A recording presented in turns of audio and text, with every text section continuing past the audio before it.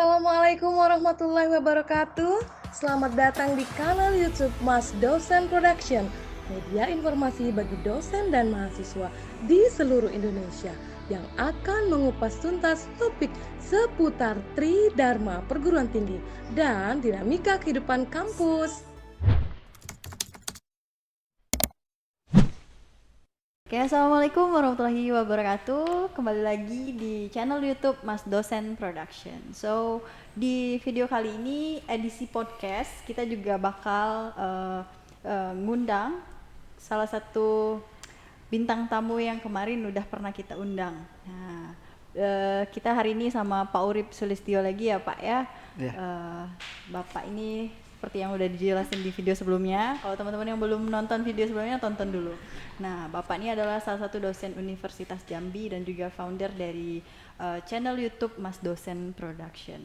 Oke, hari ini kita mau bincang-bincang ya Pak ya, soal pengalaman Bapak nih, pengalaman Bapak selama Bapak kuliah di luar negeri. Nah, ini point of interest-nya tuh tentang mungkin struggle ya Pak ya, tentang struggle, kemudian pengalaman berharga yang mungkin pada saat kita kuliah di Indonesia belum tentu ditemuin. Nah, oke, kita I think without further ado, let we start it. Oke Pak, kita masuk ke pertanyaan pertama ya Pak ya. Oke, pertanyaan pertama, gimana sih Pak pengalaman pertama kali Bapak itu datang ke atau menginjakan kaki ke Melbourne? Mungkin di video sebelumnya kita sudah bercerita bahwa saya mendapat beasiswa S2 S3 ke Australia, tepatnya di Victoria di kota Melbourne. Ya, jadi banyak pengalaman. Kembali kalau tarik ke belakang, saya ini orang desa, artinya kan orang desa, orang tua di desa, lahir di desa. Kemudian punya cita-cita kalau bisa sekolah ke luar negeri, kayaknya keren gitu kan. Jadi dari SMA itu kita sudah punya target tamat SMA, ambil jurusan prodi bahasa Inggris supaya salah satu yang bisa kita kejar kalau kita lulus bahasa Inggris, otomatis kan kemampuan bahasa Inggris untuk menjadi salah satu syarat terima beasiswa itu sudah kita persiapkan dari kuliah. Sudah dipegang. Oke, kemudian alhamdulillah karena takdir Allah juga saya dapat beasiswa. Jadi waktu itu tahun 2003 saya mendapat beasiswa ADS, Australian Development Scholarship. AAS sekarang? Sekarang AAS. Dulu ada juga programnya APS karena itu pada waktu itu ada ada peristiwa tsunami Aceh. Jadi pada tahun itu ADS juga membuka APS untuk utamanya adalah dari korban-korban tsunami itu yang mendapat target untuk beasiswa ke Australia. Jadi ada pengalaman lucu sebenarnya kalau mau cerita tentang bagaimana perjalanan pertama kali saya ke Melbourne. Itu sebelumnya tarik ke belakang lagi. Pada waktu saya interview beasiswa itu ada beberapa orang dari Universitas Jambi, rekan-rekan saya. Itu ada 4 orang berangkat ke UNP waktu itu ke Padang. Kemudian tes IELTS di situ untuk pertama kali, kemudian diwawancarai. Terus setelah itu kita pulang, sama-sama pulang. Dapatlah surat cinta dari ADS. Jadi surat cinta yang pertama itu amplopnya kecil. Jadi kata teman-teman yang sudah duluan dapat beasiswa, kalau amplopnya kecil itu biasanya nggak lulus. Udah ada warning. Jadi pada waktu yang datang amplopnya kecil. Terus buka, iya benar nggak lulus. Pada saat itu? Pada saat itu nggak lulus. Jadi dari 5 orang yang dari Unja itu yang lulus hanya 1. Kawan saya. Berarti sempat nggak lulus Pak? Iya, sempat nggak lulus. Nah, jadi setelah itu beberapa mungkin sekitar sebulan datang lagi surat dari sponsor yang sama. Surat cinta juga? Iya, surat cinta, tapi amplopnya besar. Tapi karena pada waktu pertama itu amplopnya kecil nggak lulus, saya pikir mungkin informasi untuk mungkin untuk penerimaan beasiswa tahun berikutnya atau brosur atau apalah dari sponsor seperti itu. Itu surat tidak saya buka-buka. Kebetulan pada waktu itu saya masih ngontrak rumah, jadi saya pindah rumah. Itu surat itu terbawa-bawa ke rumah yang baru sampai akhirnya ada yang tetangga saya itu yang membantu pindah-pindah rumah itu menemukan surat itu. Iya, oke. Menemukan surat itu. Surat itu ditemuin oleh tetangga. Iya, Oke. bercampur-campur dengan barang-barang pindahan. Oke. Iya, ya. Bukan bapak yang Tidak, oke. bercampur dengan barang-barang pindahan. Pada waktu itu tetangga saya itu berinisiatif membuka karena penasaran, karena saya nggak mau buka itu, karena saya tahu itu paling brosur kemarin sudah nggak lulus juga gitu kan. Udah pesimis duluan. Iya, udah pesimis. Pas begitu dibuka, ini tetangga kan nggak bisa bahasa Inggris nih, ya. Dia baca, saya ada itu waktu itu, jadi posisinya saya lagi melakukan aktivitas lain, dia bantu-bantu kami packing setup di tempat yang baru, barang-barang dia apakan. Dia baca tuh karena nggak tahu bahasa Inggris, dia baca congratulation gitu, pokoknya congratulation atau apa gitu dia baca gitu kan. Kok ada itu? Saya langsung loh, kok ada congratulation? Saya bilang kan. Terus akhirnya saya minta suratnya, surat yang itu saya minta dibuka, terus di situ dibilang memang saya lulus. Rupanya pada waktu saya nggak lulus dulu saya cadangan. Lulus? Iya. Pada saat dibuka? Jadi waktu itu cadangan. Jadi waktu pertama kali nggak lulus itu, tapi nggak dikatakan bahwa kita cadangan, tapi biasalah nanti kalau misalnya ada apa, ada yang lulus, kandidat yang lulus itu mengundurkan diri atau ada apa, kita nanti akan diberitahu lagi. Tetapi kan waktu itu kita sudah harap nggak mungkin gitu kan, masa iya dapat beasiswa nggak mau gitu kan. Tapi ya nggak tahu, kita takdir Allah berkata lain itu kan. Begitu dibuka ada congratulation, kemudian ada syarat-syarat yang harus dipenuhi, dan yang mengejutkan lagi bahwa hari itu adalah hari terakhir saya harus melengkapi berkas. Hari pertama kali tahu kalau itu lulus? Ya, dan itu hari terakhir. Hari terakhir. Itu terima kasih sekali saya dengan tetangga saya. Kalau tidak, saya tidak akan berangkat ke Australia. Itu lucu. Kalau nggak dibuka ya? Iya, jadi itu pengalaman lucu sebenarnya. Jadi begitu dibuka, terus kemudian syarat-syaratnya pada waktu dulu belum kayak sekarang ya, artinya internet segala macam sudah canggih. Waktu itu tahun 2003, 2006 ya, 2006 awal. 2006. Internet itu masih terbatas. Masih pakai modem ya, dulu kemudian ya? berkas-berkas itu harus dikirim ke pos. Jadi alhamdulillahnya adalah syarat-syarat dokumen yang harus dilengkapi itu adalah itu hari terakhir stempel pos. Wow. Bukan harus sampai. Jadi hari itu saya berkejar-kejaran kemana, kesana kemari, legalisir ijazah segala macamnya. Sampai di pos itu jam 2, ingat saya, di pos yang di Kota Jambi, pos pusat yang di pasar. Akhirnya di situ saya kirimlah bahan itu stempel pos tanggal hari terakhir. Wow. Dan alhamdulillah setelah itu selesai dapat dapat surat untuk persiapan segala macam, termasuk ada persiapan pre-departure training itu saya di Jakarta. Jadi pelatihan tentang budaya, pelatihan tentang IELTS juga, karena kita harus meningkatkan IELTS-nya. Karena pada waktu tes IELTS pertama untuk mendapatkan beasiswa itu saya dapat skor yang pas-pasan. Pada saat itu? Iya, artinya pas-pas lulus. Pas lulus. Tapi begitu untuk syarat masuk ke universitas itu kurang.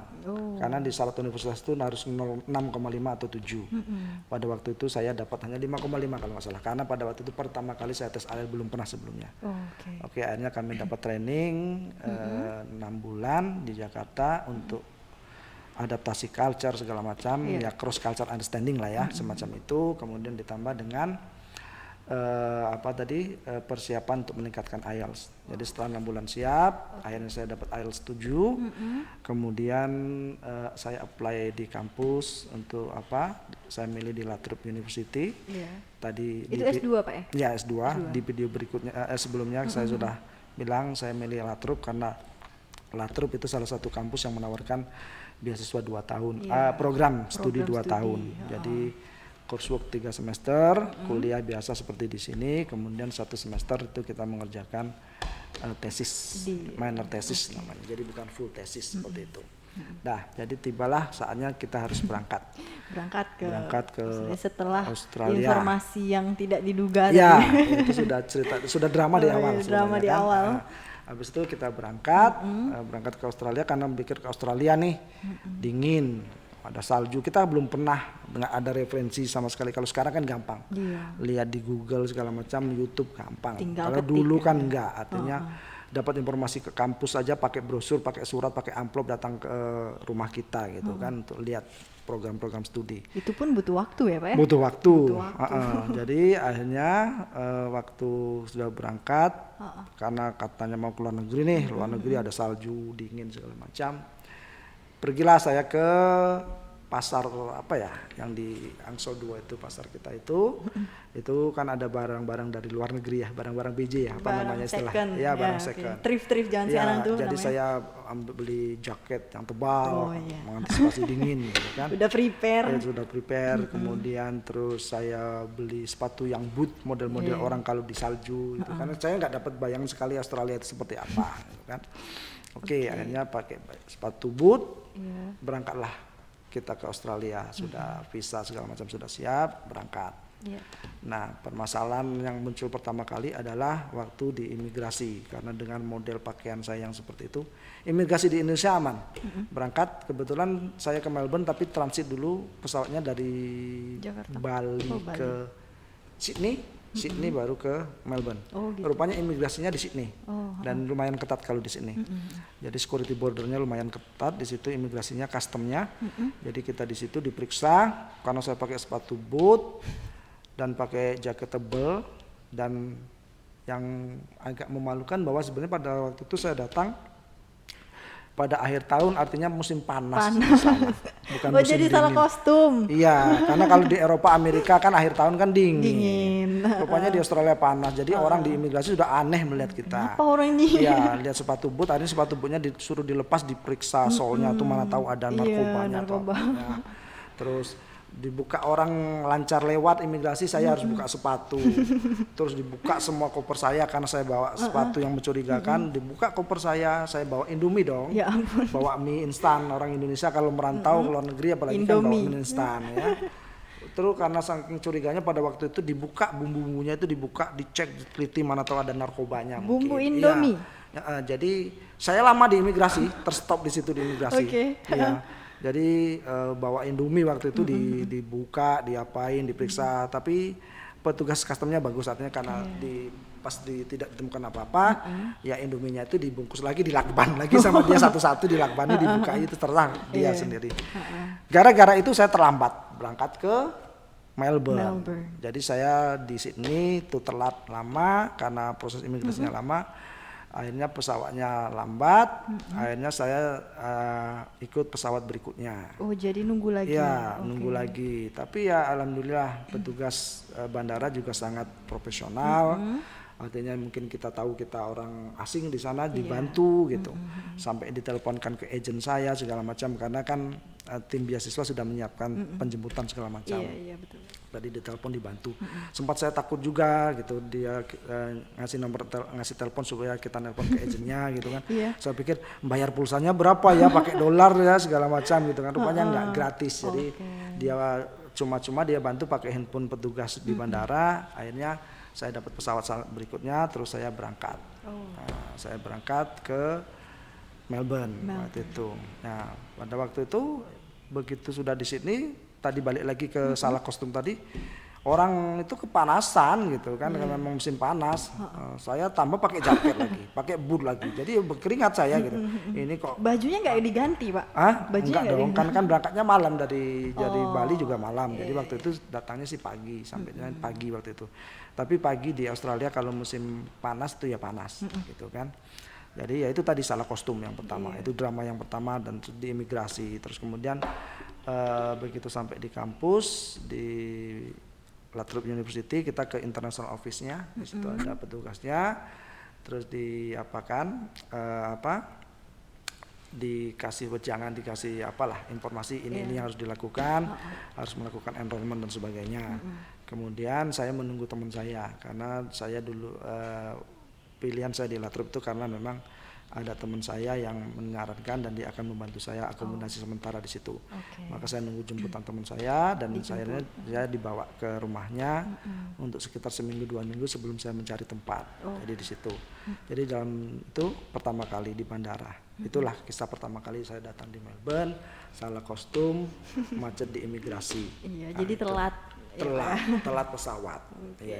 Dan pertama kali menginjakkan kaki di luar negeri, pertama kali pengalaman yang biasanya kalau di Indonesia kita lihat bule 1-2, ini pas di sana itu bule semua isinya, kita sendiri yang jadi asing di situ. Jadi itu pengalaman juga itu. Lagi tiba-tiba yang udah pesimis dapat surat kata tadi dari, berarti bisa dibilang tetangga Bapak nih berijazah Iya, juga. sampai sekarang saya sangat berterima kasih kepada Kalau beliau nggak ini buka. tetangga. Kalau dia nggak apa namanya kepo ya. Iya, kepo. Kalau nggak kepo mungkin tuh surat sudah entah kemana itu. Iya. Alhamdulillah rezeki Tuhan nggak kemana kan. Emang udah rezeki Bapak Iya, ya. iya. Oke, kita lanjut ke pertanyaan kedua ya, Iya. Pak ya. Nah, bagaimana pengalaman pertama kali nih Bapak masuk ke kelas? Nah, kan kelasnya tuh berbeda otomatis ya kalau di Iya, Indonesia. iya, Itu iya. gimana, Jadi ya menarik artinya kuliah. Jadi setelah enrollment segala macam Iya. kita ada apa ya namanya ya? Belum masuk kelas dulu. Jadi beberapa mahasiswa internasional itu dikelompokkan masuk ke IAP, English Academic Purposes. Iya. Jadi bagaimana sih belajar di dalam kelas. Iya. Penggunaan bahasa Inggris dalam kelas sebagai language instructionnya seperti apa. Jadi bagaimana kalau seperti apa yang sudah kita siapkan di Jakarta, tapi ini lebih singkat dan lebih fokus ke kampus karena memang sudah di kampus. Jadi bagaimana deliverynya, bagaimana nanti dosennya macam-macam. Dosennya internasional juga, ada yang Australia asli, ada yang dari Amerika, ada yang dari bahkan dari Asia juga ada dosennya. Jadi dosennya internasional juga di sana. Jadi itu. Jadi pertama kali masuk kelas ketemu dosen yang native asli orang Australian asli, itu yang ngomongnya kalau menurut saya apa berat, bla bla bla bla bla gitu. Kita sudah belajar bahasa Inggris 4 tahun, Nggak ngerti pas juga. gitu nggak ngerti apa-apa. Jadi waktu kuliah pertama kali saya stres, ini apa yang dia maukan dosen ini. Tapi yang bikin saya nggak begitu stres adalah teman-teman saya juga bingung, sama-sama bingung gitu kan, karena memang aksennya berbeda, pronunciation-nya kan agak tebal kalau orang Australia kan ngomongnya dibandingkan misalnya British atau American English gitu kan. Kalau Australian agak tebal, agak apa banyak apa suaranya berat gitu Iya, kan. ada juga beberapa kata yang agak beda ya, Pak Ya, ya dengan bahasa Inggris. seperti misalnya water itu jadi water, Iya, gitu kan, water. water gitu kan, gudai gitu kan, seperti itu banyak lah. Jadi bingung gitu. Jadi pertama kali kuliah kesannya udah mau pulang aja nih, apa ini nggak tahu saya. Udah shock duluan. Udah shock duluan. Jadi itu pertama kali kuliah ketemu dosen yang native, Iya. itu nggak ngerti apa-apa. Jadi pada waktu itu belum bisa kita bawa HP smartphone yang bisa kita rekam, nggak ada HP, kita masih HP yang lama gitu kan, jadi nggak bisa, paling ya catat-catat setahunnya saja gitu. Yang sedapatnya aja Ya gitu. sedapatnya aja, dan konsultasi dengan teman, beberapa teman juga teman internasional, dan mereka juga belum begitu kenal dengan kita kan, juga nggak bisa terlalu helpful, nggak bisa terlalu diharapkan seperti itu. Jadi kesan pertama perkuliahan itu membingungkan karena ketemu dosen yang native yang berbeda sekali bahasa Inggris yang kita pelajari selama di Indonesia. Iya. Gitu. Wow, berarti untuk pengalaman seperti itu ya cara mengatasinya sendiri itu gimana, Pak? Iya, akhirnya memang kita harus ekstra keras. Akhirnya kita juga belajar banyak, bersosialisasi, berkomunikasi dengan buli-buli di situ. Alhamdulillah, suasana akademik itu bagus di sana. Artinya semua orang akademik di kampus, dari yang tukang kantin, tukang kebersihan, dosen, staf itu semua ramah. Jadi akhirnya ya kita sering bersosialisasi saja. Akhirnya lama-lama tahu loh aksennya, oh kayak gini ngomongnya gitu kan. Kalau pertama kali ditanya itu bukan how are you, bisa how are you doing. Bingung, kita nggak ngerjakan apa-apa kok ditanya how are you doing gitu. Dan how are you doing itu menanyakan kabar lah gitu kan. Jawabannya I'm fine. Itu kalau kita kan how are you doing, I'm sitting. Bingung lah dia. Nah, Berbeda gitu. Berbeda maknanya. konteksnya. Kalau kita kan di sini how are you gitu kan. Di situ langsung how are you doing mate, pakai mate misalnya. Good day mate misalnya seperti itu. Yang itu tuh unik dan Berbeda. iya bikin apa, tapi itu tadi terus juga sama teman-teman juga saling apa, jadi saling tukar catatan kadang-kadang. Betul nggak catatan yang kita catetin ya gitu kan. Beberapa teman ada, waktu itu ada satu teman dari Indonesia, yang lainnya dari ada Vietnam, India, dan yang lain-lain juga. Komunikasi juga, Pak, dari ya? yang boleh iya komunikasi juga. Di situ kita ketemu English yang Englishish, istilah Englishish ya. Jadi Englishnya macam-macam, ada Singaporean English, ada Asian English, ada European English, Indian English, ada Chinese English, Vietnamese English, itu di situ campur aduk. Jadi bahasanya macam-macam dengan aksen mereka macam-macam. Jadi lebih complicated sebenarnya di situ. Nah dari situlah saya akhirnya juga, oke, nggak apa-apa sih orang bahasa Inggris nggak pronunciation-nya nggak bagus, yang penting pesan yang ingin disampaikan tersampaikan sudah. Gitu. Begitu kita langsung masuk ke internasional kelas, itu yang terjadi. Gitu. Iya, betul. Tidak ada satu bahasa Inggris yang dominan. Apakah Inggris yang paling perfect atau British atau Canadian English atau Australian English, tidak. Kita punya Englishish di situ. Yang penting ngerti satu sama lain. Tujuannya kesampai iya, ya, Pak. itu. Berapa lama Pak untuk beradaptasi dengan lingkungan komunikasi seperti itu? Kalau komunikasi ya alhamdulillah karena kan dalam perkuliahan itu tidak seluruhnya itu lecturing gitu ya, tidak memberi kuliah, kan ada tugas, ada bahan-bahan tulisan yang ingin kita baca. Dari situ kan kita terbantu juga. Oh ini maksud Bapak tadi. Ketika setelah menjelaskan dia buka, kasih materinya, kasih bukunya. Oh ini yang dimaksud. Tadi ngomongnya tidak jelas juga gitu kan. Akhirnya bisa lah. 1 semester lah kita adaptasi dengan itu gitu kan. Dan alhamdulillah ujiannya itu kita buat essay. Jadi writing, jadi agak terbantu gitu. Jadi membuat essay, membuat mini project misalnya seperti itu. Menarik ya. Iya. Karena ternyata ada Englishes yang ternyata yang iya, banyak. muncul Englishes. Apalagi yang di Australia kan memang kampus-kampusnya memang tujuan untuk international students ya. Jadi semua ada di situ. Semua budaya, semua bahasa, semua tingkah laku, semua kelakuan orang ada di situ. Iya, tapi sebelum masuk ke ranah yang seperti itu, lingkungan seperti itu sudah dikasih pembekalan kan Pak? Iya, tapi kan tidak seheboh dan tidak sedahsyat yang terjadi Asli. pada aslinya Okay. gitu. Kalau persiapan ya mungkin 50% lah membantu gitu kan, untuk sekedar tahu dulu gitu. Tapi pas merasakannya ya itu memang beda. Iya, beda ya sensasinya. Iya. Oke. Menarik.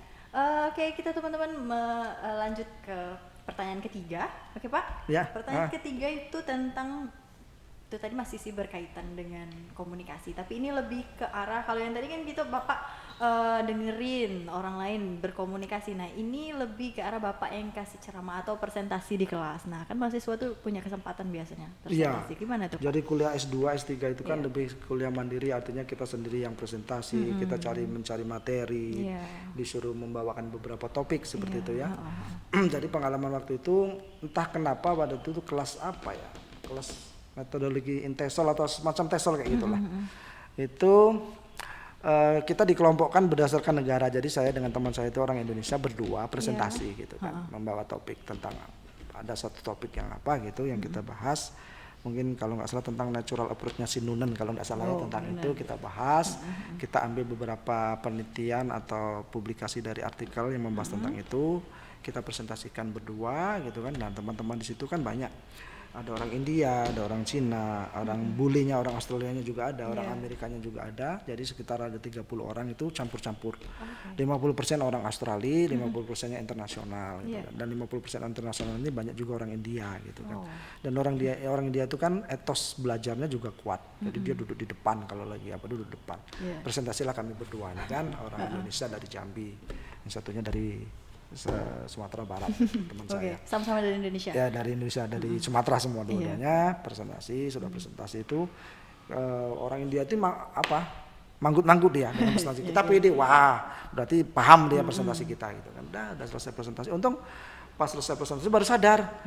Kata teman saya, orang India itu kalau ngomong iya Ngerti. atau aca itu kan geleng ya. Berarti waktu kita presentasi tadi manggut-manggut dia tuh nggak paham berarti ya. Kebalikan ya. Untung sadarnya pas sudah selesai presentasi.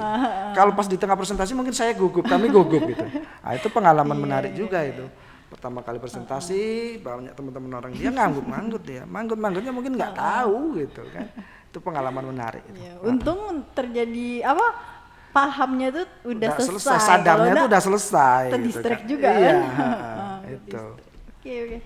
Berarti pengalamannya lumayan seru ya Pak untuk asik sih. Sendiri.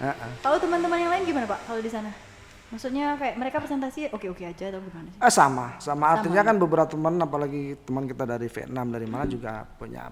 Kalau kita nggak familiar dengan cara dia mempronounce kata-kata gitu ya, itu kan agak susah gitu kan. Dia ada beberapa vokal yang nggak muncul di bahasa mereka gitu kan. Jadi kadang-kadang kita agak susah memahaminya gitu kan. Jadi kita mungkin lebih paham dengan orang Australia yang memang Australia juga dia bukan asli Australia yang ngomong, ketimbang misalnya kita ketemu orang India atau ketemu orang Vietnam. Tapi itu lagi, itu merupakan dinamika, itu merupakan juga pengalaman yang menarik. Jadi apapun bahasa dialek accent mereka ya kita coba pahami. Dan lama-lama paham kok. Orang Vietnam ngomong apa kita paham. Orang India ngomong apa, ngomong bahasa Inggris seperti apa kita paham. Namun awal-awal memang jadi cerita lucu lah untuk itu. Oke. Menarik juga nih pertanyaan yang ketiga tadi itu mengenai presentasi, juga berkaitan ya Pak ya sebenarnya dengan pertanyaan kedua tentang komunikasi intinya ya. Nah, kita beranjak ke pertanyaan keempat nih Pak ya, tentang mungkin kehidupan sehari-hari Bapak nih. Bagaimana pengalaman pertama Bapak naik transportasi umum? Nah, kalau misalnya kan di Indonesia kan agak beda. Kita kan mungkin punya motor atau mobil. Kalau Bapak gimana pertama kali naik angkutan umum? Iya, jadi pertama kali naik angkutan umum di sana kan, kalau di Melbourne di tempat kita itu ada 3 angkutan umum, ada tram, jadi semacam kereta api tapi 2 gerbong yang cuma di tengah saja, di tengah jalan raya. Dia punya treknya sendiri, kemudian satu lagi bus. Terus satu lagi kereta api. Jadi ada train, ada tram, ada bus itu. Dan mereka itu di situ menggunakan satu layanan tiket. Jadi tiket itu kita beli satu tiket itu bisa naik ke 3 moda transportasi itu, yang dihitung hanya jam. Jadi misalnya kita tiket jam-jaman itu per 2 jam berapa dolar. Gitu. Ada yang tiket yang daily itu satu hari itu misalnya $9 atau $6 pada waktu itu kita satu hari itu bisa naik kereta api, bisa naik bus, bisa naik ke mana saja.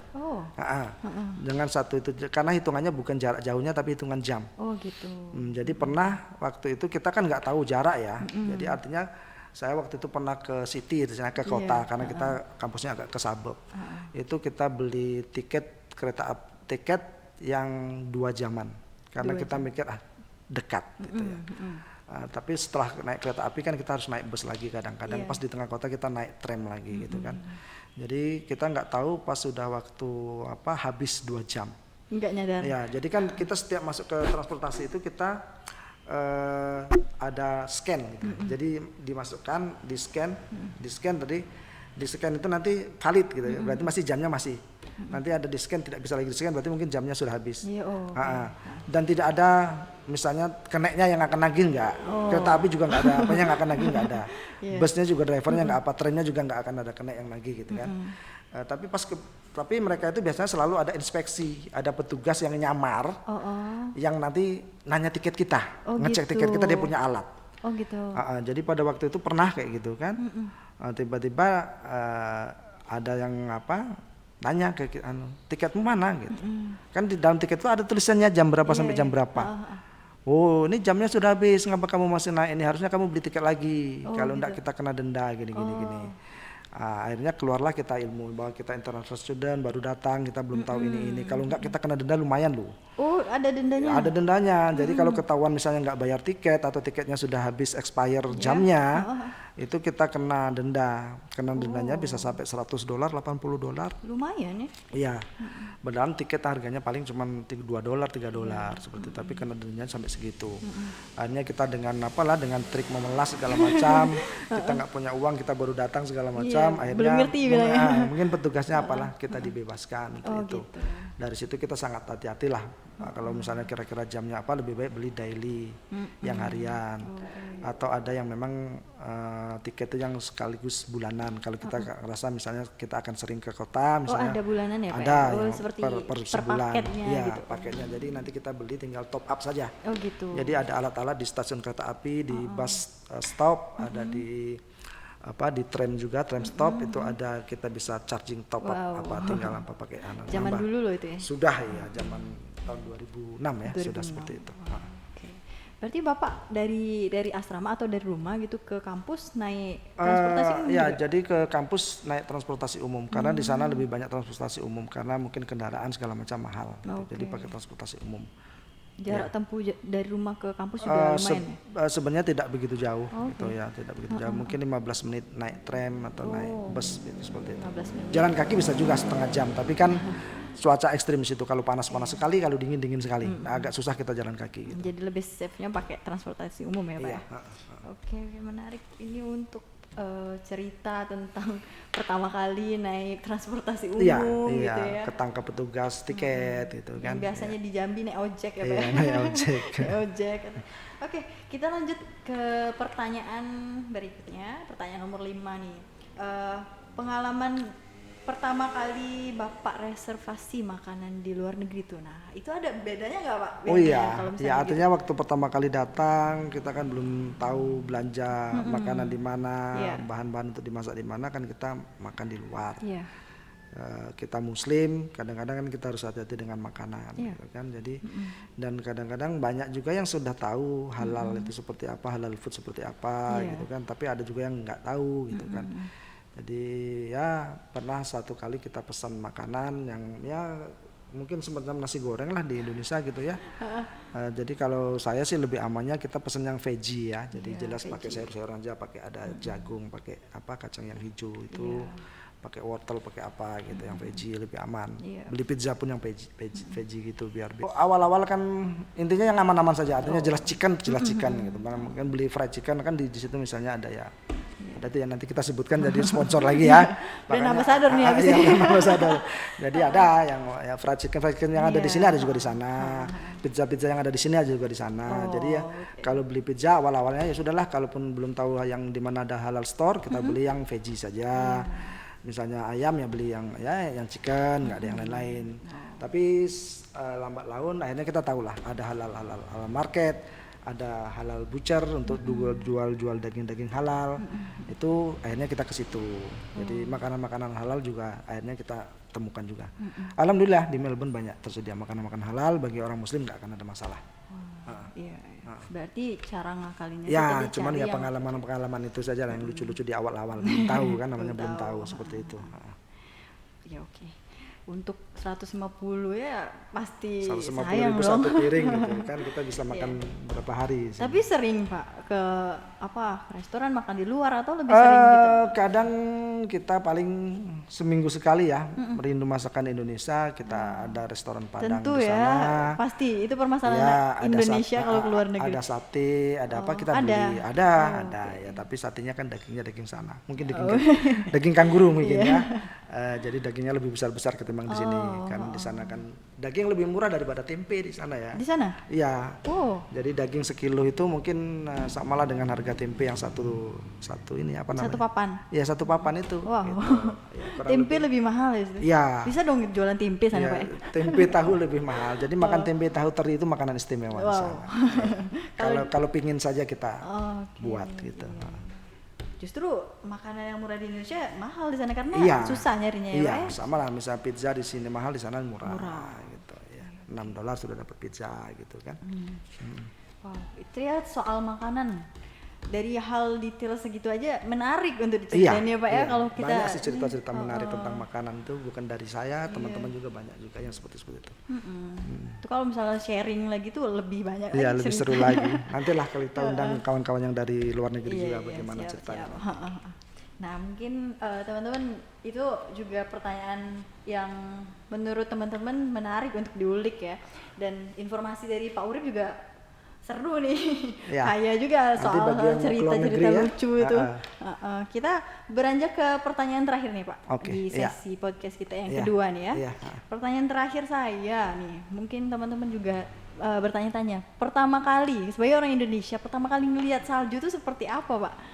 Gimana bentuknya gitu? Ya, jadi kalau yang di tempat kami itu yang di Australia yang kami kan tidak, artinya tidak seperti di Eropa pas musim dingin itu salju di depan rumah. Oh ya. Jadi salju itu mungkin kita harus naik ke dataran yang lebih tinggi. Jadi di situ ada yang namanya Mount Buller ya. Mount Buller. Ada Mount Bobo, itu tempat-tempat wisata kalau musim dingin. Di sanalah baru nampak salju. Oh. Jadi hamparan itu kita tidak di rumah kita karena kita tuh kalau Melbourne itu kan lebih di bawah ya. Jadi tidak begitu dingin. Iya. Paling yang bisa dapat salju yang langsung mungkin di Canberra di mana gitu. Oh. Kalau kita itu paling dapatnya di daerah-daerah pegunungan, artinya kita jalan ke belakang rumah dulu lah, agak jauh gitu kan. Jadi kita ada ke Mount Buller kemana itu dulu bawa anak saya yang pertama sama keluarga pergi ke situ. Lihat salju itu ya kalau kita lihat es campur itu bayangannya, pingin bawa kasih sirup, pingin kasih nangka, Es serut ya, Pak ya? tambah es serut, tambah vokat ya, tambah yang lain, tambah pisang, tambah nangka, pinginnya gitu kan. Awal-awalnya sih gitu ya. Anak-anak sih yang lebih lebih excited, antusias. lebih antusias lihat itu gitu kan. Ya, tapi asik artinya gini. Di Australia itu semuanya jadi ada, mau lihat salju kita bisa aja walaupun tidak di rumah kita, tidak turun salju di depan rumah mesti orang Eropa atau Amerika gitu. Tapi tetap ada juga pas musim dingin ya dingin, merasakan dingin ya Merasakan dingin juga, walaupun saljunya nggak turun di situ. Iya, sampai minus juga bisa gitu. Kadang-kadang lihat apa rumput itu kalau pagi-pagi itu sampai kristal gitu, kayak di freezer gitu. Iya. Jadi kadang-kadang kalau kita parkir mobil dulu luar, pas pagi-pagi itu kita harus siram dulu dengan air hangat kacanya Baru karena bisa. kacanya beku semua. Jalannya licin, Pak. Jalannya kalau itu nggak begitu licin, baik. paling pagi saja, nanti setelah siang keluar matahari nggak masalah. Tetap ya. Artinya tidak se-ekstrim Amerika atau di Eropa atau di Inggris untuk saljunya. Oh, berarti ada tempat-tempat tertentu ya Pak ya untuk Iya. turun salju. Jadi Iya. Bapak juga kalau mau lihat salju secara langsung harus ke situ Iya, ya. harus pergi ke itu yang lebih dataran yang lebih tinggi ya. Sering Mbak gitu. Lumayan lah, kalau paling sebulan sekali kadang. Ya di Mount Buller, ada beberapa tempat untuk yang di Melbourne, di Victoria Keren aja tuh untuk kan. lihat salju. Untuk foto ya keren. Iya. Kalau orang yang nggak pernah lihat dan keluar negeri kan itu tuh satu hal yang excited untuk Di dilihat. mall-mall ada sekarang kan? Iya, sekarang udah ada. Tapi di Jambi belum ada ya Pak ya? Belum ada kali. Sudah pernah, kayaknya sudah kayaknya. Oh, untuk ice skate ya. Iya, ice skate-nya aja, tapi saljunya belum. Iya. Iya. Heeh. Itu dia teman-teman apa ya pengalaman dari Bapak Urip Sulistyo PhD Iya. tentang gimana struggle kuliah di luar negeri, kemudian yang terakhir itu yang sangat menarik tentang kuliah pertama kali melihat salju. Iya, Nah, sisi lain dari dunia akademik waktu kuliah Iya. di luar negeri. sisi Iya. lainnya. Jadi enggak semua hal tentang akademik aja ya Pak ya. Iya, Pengalaman yang iya. sangat berharga, pengalaman lucu Iya, bisa jadi iya. yang bisa kita dapatkan ketika kita kuliah di luar negeri. Iya, yang dulu jadi pengalaman seram, kalau sekarang jadi lucu ya. Seperti saya tertangkap di imigrasi, buka sepatu itu serem loh. Deg-degan ya Pak Iya, ya? dibongkar-bongkar, mana tahu ada narkoba di dalamnya kan serem itu. Sampai terdili pesawat itu kan serem, tapi sekarang jadi lucu. Iya, Gitu. kalau diingat-ingat lagi lucu Iya, dong. gara-gara bisa salah diceritain. kostum ya, datangnya musim panas tapi pakai baju dingin. Nah, itu makanya di stop di imigrasi. Salah kostum. Banyak ya struggle-nya ya dari Iya. mulai presentasi, komunikasi. Iya. Tapi semuanya bisa terlewati dengan baik. Iya, ya, karena iya, kita sama-sama belajar. iya, Kita juga iya. punya teman untuk sharing ya, Pak ya. Gitu dia teman-teman sesi podcast kita kali ini. Jangan takut kuliah ke luar negeri ya, kalau dapat beasiswa nanti. Jadi highlight-nya jangan takut kuliah ke luar Luar negeri. negeri, iya. Oke, thank you teman-teman udah nonton video kita kali ini di channel Mas Dosen. Jangan lupa subscribe. Kalau belum subscribe silahkan di subscribe, like, kemudian di share ke Silahkan teman-temannya. komen, nanti kita jawab. Iya. Ya. Kalau ada pertanyaan kita Iya. mau kita buka sesi open question juga di Iya, kolom Di komentar. kolom komentar. Ya. Oke, thank you so much for watching. Semoga teman-teman kali ini juga bisa berkesempatan kayak Pak Urip ya. Insya Allah. iya. Insya Allah. Oke, wabillahi taufiq wal hidayah. Wassalamualaikum warahmatullahi wabarakatuh. Waalaikumsalam.